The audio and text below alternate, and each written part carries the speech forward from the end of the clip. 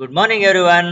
Welcome back to my channel, Learning Circle. SSLC Passing and Scoring Package Series, lesson number 4, 1 mark questions, part 2 for First Language English NCERT, subject code 15E.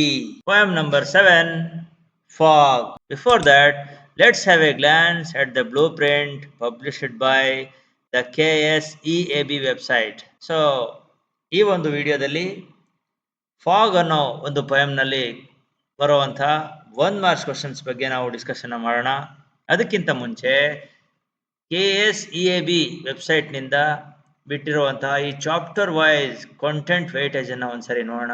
Totally as you all know 1 marks question totally 20 questions ಬರ್ತವೆ. ಅದರಲ್ಲಿ poetry ಸೆಕ್ಷನಿಂದ only 2 ಪೊಯಮ್ಸಿಂದ ಮಾತ್ರ 1 marks question ಬರ್ತವೆ ಅನ್ನೋದು ಗೊತ್ತಾಗಿದೆ. Already previous ವಿಡಿಯೋದಲ್ಲಿ how to tell wild animals ಅನ್ನೋ ಪೊಯಮಿಂದ ಯಾವೆಲ್ಲ 1 ಮಾರ್ಕ್ಸ್ ಕ್ವಶನ್ ಕೇಳ್ಬೋದು ಅನ್ನೋದನ್ನ ವಿಡಿಯೋ ಅಪ್ಲೋಡ್ ಮಾಡಿರ್ತಾನೆ. You can watch that video also. So ಈ ಫಾಗ್ ಅನ್ನೋ ಪೊಯಮಿಂದ ನೋಡೋದಾದ್ರೆ as per blueprint fog ಅನ್ನೋ ಪೊಯಮಿಂದ 1 and only ಕ್ವಶನ್ 1 ಮಾರ್ಕ್ಸ್ ಮಾತ್ರ ಬರುತ್ತೆ ಅನ್ನೋದು 100% ಕನ್ಫರ್ಮ್ ಆಗಿದೆ. ಹಾಗಾಗಿ ಈ ಪೊಯಮಿಂದ ಯಾವೆಲ್ಲ ಕ್ವಶನ್ಸ್ ಅನ್ನ ಕೇಳ್ಬೋದು 1 ಮಾರ್ಕ್ಸ್ದು, ಅದನ್ನ ಆನ್ಸರ್ ಮಾಡೋದು ಹೇಗೆ ಅನ್ನೋದನ್ನ ಈ ವಿಡಿಯೋದಲ್ಲಿ ನಾವು ತಿಳ್ಕೊಳ್ಳೋಣ. ಫಾಗ್ ಅನ್ನುವಂಥದ್ದು very simple and short poem which has only 2 lines. ಎರಡೇ ಲೈನ್ ಇರುವಂತ ಪೊಯಮ್, ಐ ಮೀನ್ ಎರಡೇ ಫುಲ್ ಸ್ಟಾಪ್ ಇರುವಂತ ಪೊಯಮ್. ನೋಡಿ, the fog comes on little cat feet, it sits looking over harbour and city on silent haunches and then moves on. ಅಷ್ಟೇ fog ಅನ್ನೋ poem ಇರುವಂಥದ್ದು. It was written by Carl Sandberg.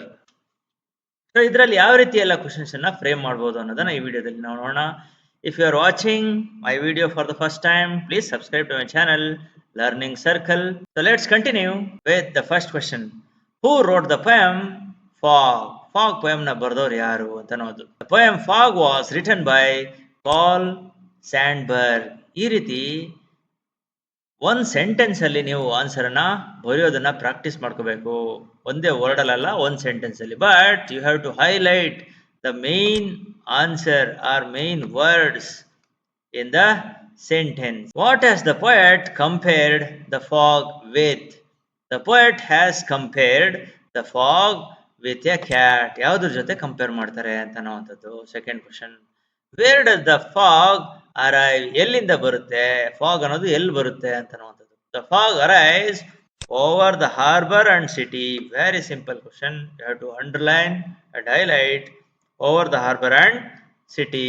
Write the spelling properly, appropriately. How does the fog arrive? How, ಹೇಗೆ fog ಬರುತ್ತೆ ಅಂತ ನೋಡ್ತದೆ. The fog comes slowly, silently like a cat. Slow ಆಗಿ ಬರುತ್ತೆ, ಹಾಗೆ silent ಆಗಿ ಬರುತ್ತೆ. ಯಾವ ರೀತಿ ಬರುತ್ತೆ?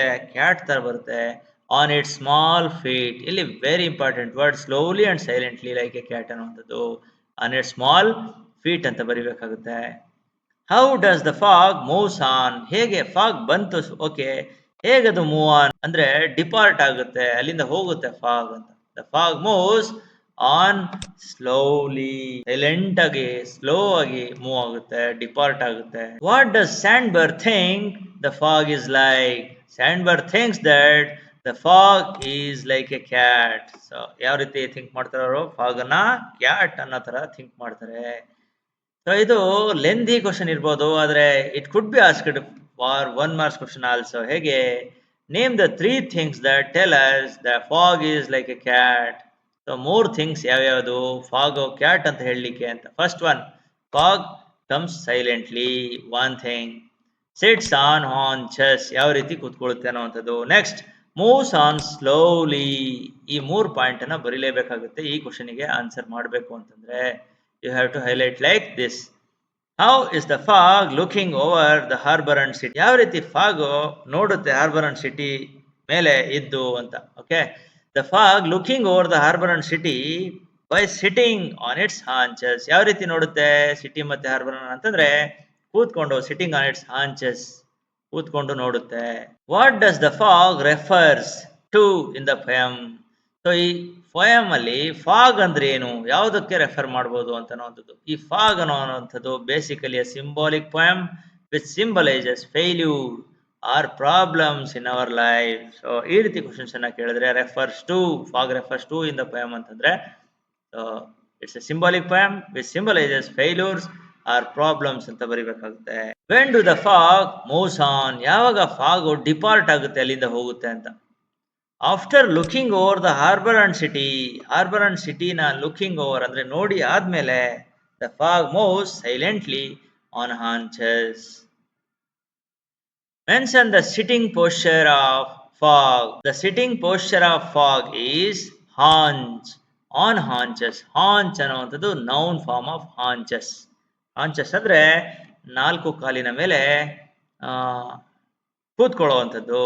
What does the fog do while it looks over the city and harbour? City and harbour ಅನ್ನ ನೋಡ್ಬೇಕಾದ್ರೆ ಏನ್ ಮಾಡ್ತಿರುತ್ತೆ ಫಾಗ್ ಅಂತ. ಓಕೆ, ದ ಫಾಗ್ ಸಿಟ್ಸ್ ಅಂದ್ರೆ ಕೂತ್ಕೊಳ್ಳುತ್ತೆ. Sits while it looks over the city and harbour. ಈ ರೀತಿಯಾಗಿ ಬೇರೆ ಬೇರೆ ತರ ಕ್ವಶನ್ಸ್ ಅನ್ನ, 1 ಮಾರ್ಕ್ಸ್ ಕ್ವಶನ್ಸ್ ಅನ್ನ ಈ ಪೋಯಮ್ ಅಲ್ಲಿ ಫ್ರೇಮ್ ಮಾಡಬಹುದು.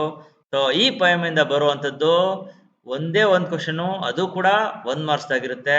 So try to focus each and every word and sentence in this poem while writing the answer. And remember the name of the poet who wrote this poem. Okay, so hope you have understood this lesson very well. Thank you very much. If you like this video, please share and subscribe to my channel. I hope it will be a very useful video for your examinations. Wish you good luck. Thank you very much once again. Jai Hind, Vande Mataram.